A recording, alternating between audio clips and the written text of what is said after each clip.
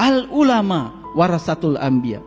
Yang namanya ulama, siapa saja di antara mereka yang mewarisi ilmunya Nabi. Lalu apa ilmunya Nabi?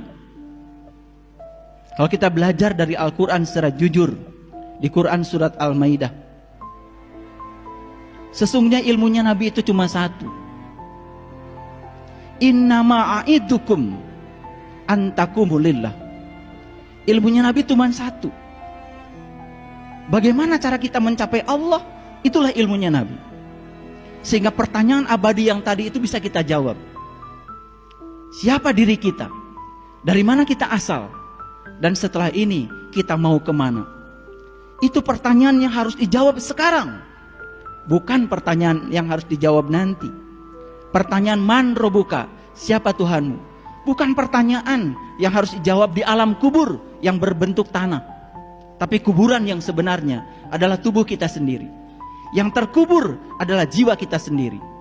Maka jiwa ditiupkan ke dalam tubuh kita. Di alam semesta ini tujuan cuma satu, untuk mengenali Dia, agar kita bisa pulang kepada Dia. Dalam sebuah hadis qudsi, Allah berfirman, aku adalah suatu perbendaharaan yang tersembunyi. Aku ingin agar aku dikenali. Maka aku ciptakan manusia, agar manusia mengenali aku dengan diriku.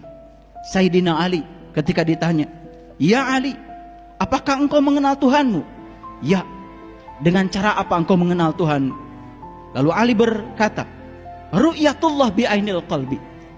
Aku mengenal Tuhanku, melihat Tuhanku dengan terang mata kalbuku. Bagaimana cara engkau mengenal Tuhan?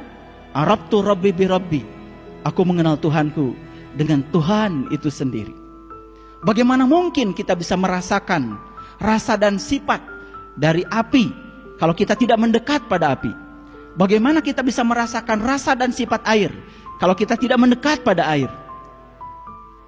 Kita tidak mungkin bisa merasakan dan mengetahui sifat air dan api kalau kita hanya dari jauh saja mempersepsi tentang air dan api. Kita tidak akan pernah merasakan air dari tulisan air. Kita tidak akan pernah merasakan air dari sebutan air. Kita tidak akan pernah merasakan api dari tulisan api. Kita tidak akan pernah merasakan api dari sebutan api. Begitu juga kita tidak akan pernah merasakan Allah dari sebutan Allah. Kita tidak akan pernah merasakan Allah dari penjelasan tentang Allah. Kita juga tidak akan pernah merasakan Allah dari tulisan Allah. Kita hanya akan merasakan Allah dari Allahnya itu sendiri.